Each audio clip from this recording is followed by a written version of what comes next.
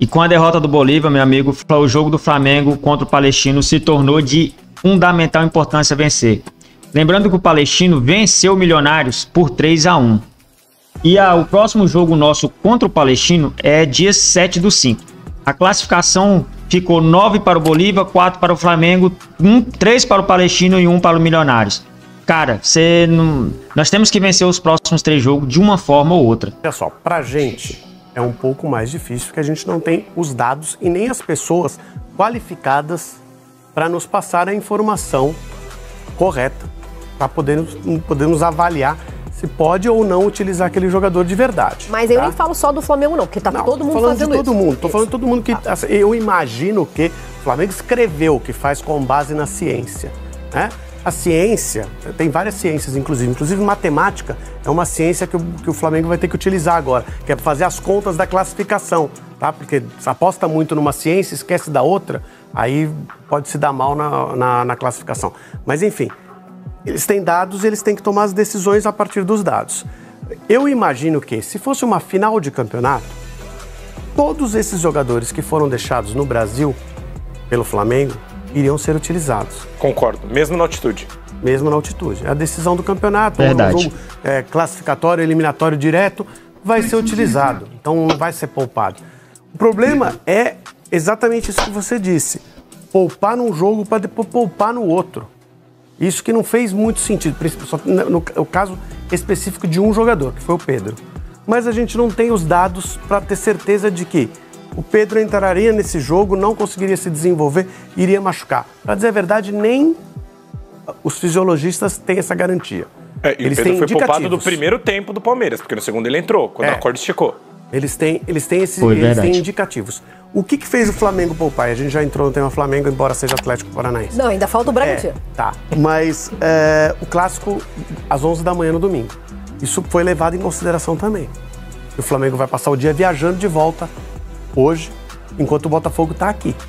Sim. Jogou mais ou menos no mesmo horário, ok? Tem uma diferença pró-Botafogo também, e o Botafogo está aqui. Então isso também foi avaliado.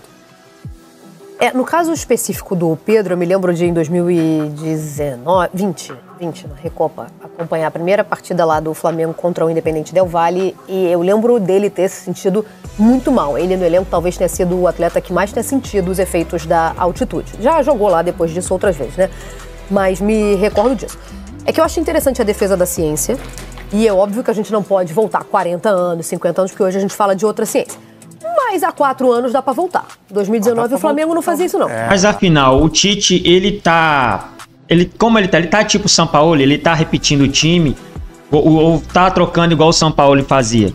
Olha o importante esse dado aqui. Afinal, o Tite já repetiu a escalação do Flamengo em 2014? A resposta é sim, cara. Olha, à beira do campo, em 19 jogos nessa temporada, o treinador utilizou 15 escalações diferentes. Ou seja, de 19 jogos, ele só repetiu 4 vezes. 15 vezes foram times diferentes.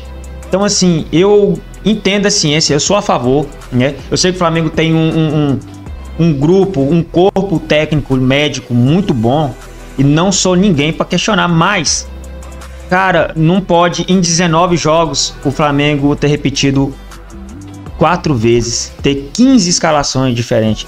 Na minha opinião, eu acho que tá exagerado. Essa modificação constante atrapalha o time não consegue ter entrosamento suficiente. Tá, Fabrício, mas qual foi a escalação que foi mais repetida? Essa aqui, ó. Olha essa escalação aqui. A escalação mais repetida foi Rossi, Varela, Fabrício Bruno, Léo Pereira e Ayrton Lucas. Pulgar, Dela Cruz, Arrascaeta, Luiz Araújo, Pedro e Cebolinha. Esse aqui é o time titular do Tite. Esse aqui é o time que hoje tivesse uma final igual teve no Campeonato Carioca. É esse time aqui que ele escalaria para o jogo.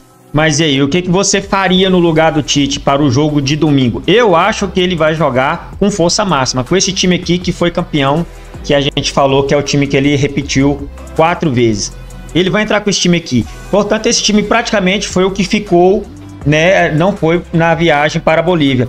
Agora eu tenho uma dúvida, o seguinte, será que ele vai colocar o Dela Cruz? Porque ele colocou o Dela Cruz lá na altitude e ele sacou o Dela Cruz no segundo tempo, quando estava ainda 1-1. E, cara, Eu tenho minhas dúvidas. Eu acho que ele vai acabar poupando o De La Cruz. Eu colocaria o time completo. Já que poupou, vamos ganhar. Tem que ganhar do Botafogo e pegar a liderança novamente do Campeonato Brasileiro.